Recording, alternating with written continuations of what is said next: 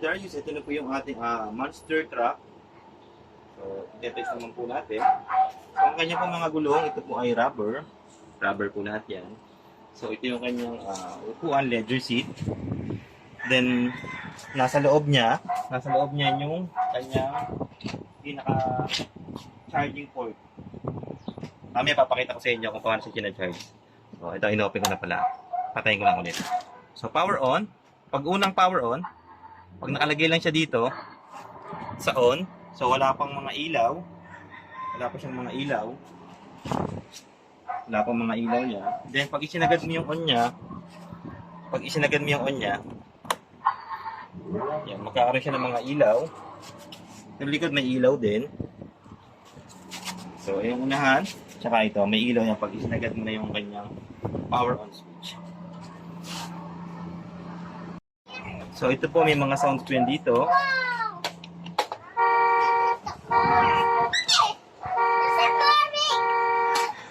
Itong ilalim, wala to. Design lang yan. Ito lang ang may sound, dalawa. Pinakabusina niya. Tapos ito, sa side na yan, may nakalagay na music yung music. Ito yung sunod na music. Sunod na music ulit. Ito pagpabalik na music. Yan. Ito, pag pindot mo, yung kanyang volume pataas.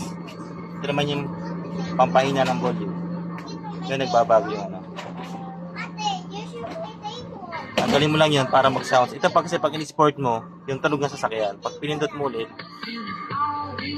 yung sounds naman natin. Tapos ito, makikita mo yung reading ng kanyang battery.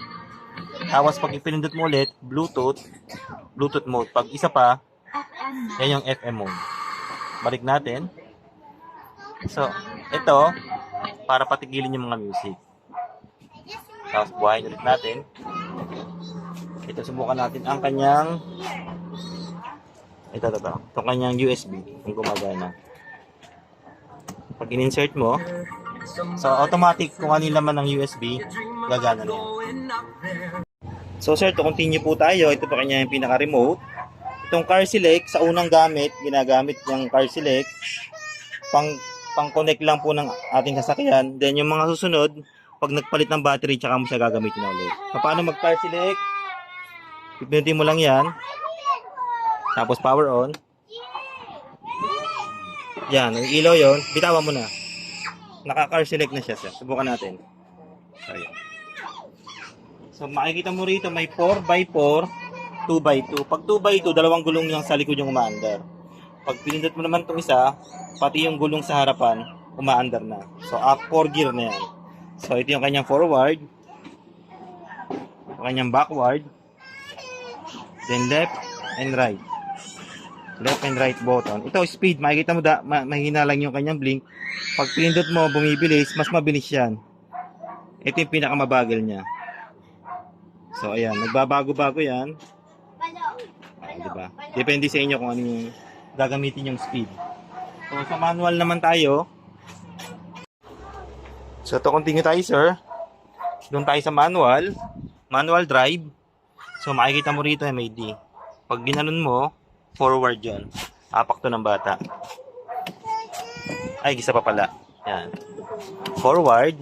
Sa gitna yun yung neutral niya. So, kahit apakan mo yan, hindi siya tatakbo. Then, sa baba, backward naman siya. So, ayun po yung gamit niya. Doon naman tayo sa charger. Subukan natin yung charger. So, ito po yung charger niya. Binuksan ko na po yung pinakaupuan niya. So, pagka inilagay mo na yung charger, nagkakaroon siya ng ilaw na blue.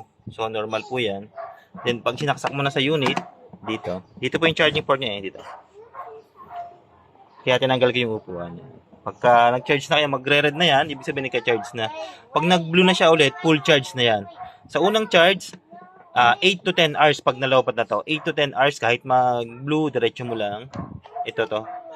Diretso mo lang siya para lang tumibay yung battery. Sa mga susunod na charge, 4 hanggang 8 oras na lang. Or makikita mo naman ito, magbabalik na doon sa blue. Ibig sabihin yung full charge na. So, ganyan po yung ating charge. Dito po siya sa ilalim ng upuan. So, ang upuan naman natin, sir, madali lang naman to kasi ito. Iniikot na naman yung tornilyo yan. Umiikot lang yan. Basta pag magcha-charge lang kayo, sir, pag magcha-charge lang kayo, lagi naka-power off to. Lagi ito naka-power off to. Yan, naka-power off yan. Para sure na hindi ito masira tong switch na to. Kasi pag matagal na naka-charge, kaya itong masunog, masira. So, yun lang po, sir. Maraming salamat.